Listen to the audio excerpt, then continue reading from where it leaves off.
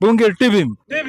Kwanza kabisa wacha nianze kusema ya kwamba nchi haiwezi kuendelea mbele na maneno ya kutenga na kuweka peke yake.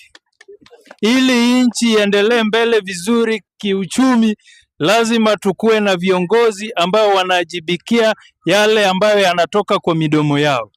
Kwa hivyo kutoka sasa hivi naomba rais wa taifa letu la Kenya Bwana William Samoei Ruto kuachana na maneno ya nimetenga nimeweka, ili aanze kuangalia yale miradi yote ambayo ameanzisha, kuhakikisha ya kwamba zote zimekamilika. La sivyo sisi kama watu wa one term tutaendelea kuimba hiyo wimbo yetu kila kona ya nchi. Ya pili, jana tuliona wabunge 122 wakipiga yes kwa hii finance bill.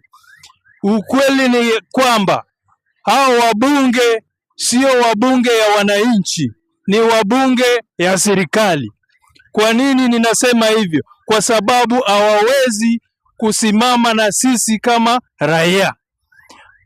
Kitu kama ni mbaya, lazima wabunge wenye tumechagua pale juu wakilishe vizuri, lakini tunaona wajumbe wenye wamechaguliwa wanawakilisha tu serikali. Kwa hivyo 2027 ikifika, sisi tutawafundisha adabu ya hali ya juu. Ya tatu, tunaona hapa hata hii environment tukiangalia vizuri, hata nimeshtuka sana nikisikia wengine wanasema ati governor ni 2 term. Hebu angalia hili pale, utaona mitaro yenye hata rangi hauwezi kusema.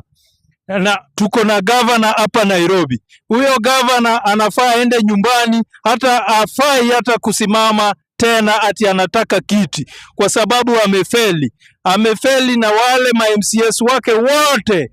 Kwa hivyo wanafaa waende nyumbani. Asanteni sana.